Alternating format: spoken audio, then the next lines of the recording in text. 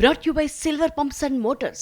Top quality और consistent performance के लिए सिर्फ सिल्वर पंप्स नाम याद रखना. Where is Kakani Govardhan Reddy? తెలుగు రాష్ట్రాల్లో ఇప్పుడు ఇదే హాట్ టాపిక్. అక్రమ మైనింగ్ రవాణా కేసులో పోలీసులు వరుసపెట్టి నోటీసులు ఇస్తూనే ఉన్నారు. కానీ గోవర్ధన్ మాత్రం లైట్ తీసుకుంటున్నారు. విచారణకు డుమ్మా కొడుతున్నారు. మూడోసారి ఇచ్చిన నోటీసులతోనైనా ఎంక్వైరీకి వెళ్తారా లేదా?